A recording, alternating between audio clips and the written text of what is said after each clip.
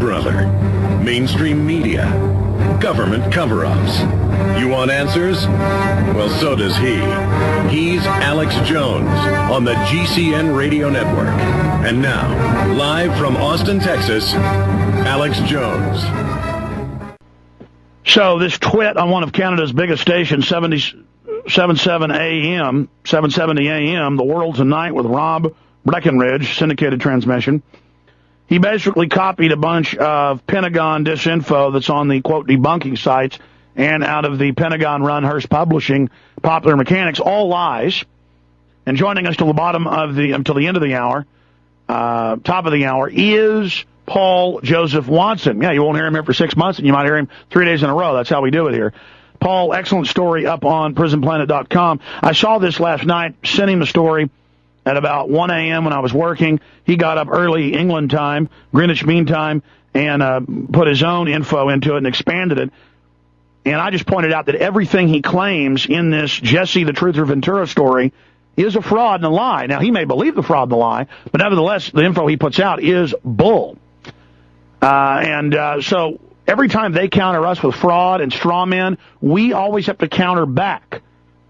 That's how you defeat the enemy. You give fight each time. Paul Watson, break it down. Hello, Alex. Good to be back. Yeah, this guy's he's up there in Calgary, Canada. He's been from what I can see, he's been a hardcore debunker for at least a year. After writing the article that's on prisonplanet.com about his ridiculous debunking tactics against Ventura, I actually went and listened to some interviews that he did that are on Google Video. And the claims that he makes in those are just as ludicrous as the claims he makes in this article. For one, he says that WTC-7, Building 7, collapsed not in 7 seconds, as every single video from every single angle shows, but he claims it took 18 seconds to collapse, which is an outright lie. Anyone with 2 eyes that has watched any of the videos can see that. He also says that WTC-7 did not collapse in its own footprint, which, if you take the demolitions industry definition of what constitutes collapsing in its own footprint, then it doesn't significantly damage any of the buildings around it, which Building 7 did not. It fell straight down in its own footprint.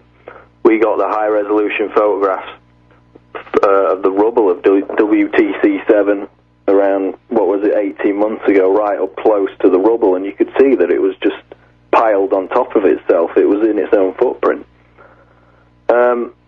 So I listened to watched the videos on Google Video, listened to the radio show, and basically this guy Breakenridge likes the sound of his own voice. He had a debate about it with Nathan Moulton of Calgary 9/11 Truth, who basically couldn't get a word in edgewise because this guy just ran on talking over him, and that's what he does, spewing these lies. So if you read the article that I put up there today, Breakenridge is basically making the point that the collapse of Building 7 was not suspicious because other buildings around the Twin Towers were destroyed when the Twin Towers collapsed, which, for a start, yeah, they were destroyed, they were scooped out, but not one completely collapsed, and certainly none of them collapsed until weeks after, when they were deliberately demolished. The foundations were still standing. But the most bizarre example he points to is St. Nicholas Church, which if you look at the picture that I posted of it on prisonplanet.com, is basically a 4-story church building. It's not much bigger than a lot of people's houses. But by the way, it's one of those old-fashioned churches in New York. It only looks like, with all 4 floors, that it might be 5,000 square feet. It's tiny one-rooms on top of each other. You've got a tiny 60-person sanctuary in the bottom. Then you've got where the church mission is, and then you've got 2 floors for the pastors to live in. It's a classic mission church. It's an old antique. That's why they didn't destroy it. I mean, it literally, in fact, I looked it up online. It's the size of a small house. It's tiny. And it's right in the shadow of the South Tower, giant 1,300 feet tower is right next to it. You could literally throw a stone and hit the South Tower if you were standing there. But he says obviously this building was destroyed on 9/11 because it's basically an ant compared to a giant woolly mammoth in comparison to the South Tower of the World Trade Center. Of course it was destroyed. But WTC-7 was a 47-story skyscraper that would be the biggest building in most major cities. And by the way, the church is an old stucco brick building about 150 years old. So you've got a little bitty brick building, but he doesn't show photos. He says the huge church was destroyed. No, he's careful not to show any photos of it because it looks absolutely ridiculous in comparison to a 576 feet tall skyscraper, which was, nearly 400 feet away from the North Tower, which was the nearest It's the biggest tower. building in 33 states. Exactly. So that's his big example of how these other buildings were destroyed. So why is it inconceivable to say that WTC-7 was destroyed? The other ones he cites are WTC-3, which is otherwise known as the Marriott Hotel. Now, the picture that he links to is from a different angle. The one I've got, which is after both towers have collapsed. And bear in mind that this is WTC-3, and you'll see on the map that's posted there, it's sandwiched right in between the towers.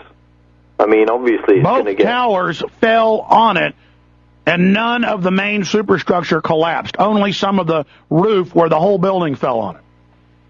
Yeah, it's got a big slice. It's basically sliced in half, but it's still not... The foundations have not collapsed, and certainly not at free fall speed in 7 seconds, not 18, like Building 7 did. So and it's a smaller building that had fires that burned for 6 weeks.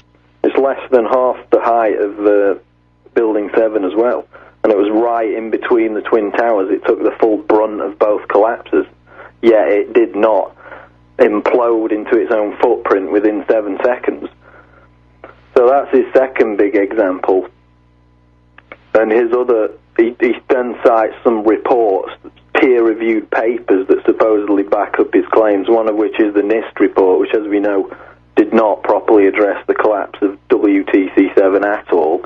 And in fact, NIST themselves admit that debris from the Twin Towers did not cause the collapse of Building 7. That's right. It was barely in the debris field. A few small pieces of debris knocked out some windows. Dust field hit it.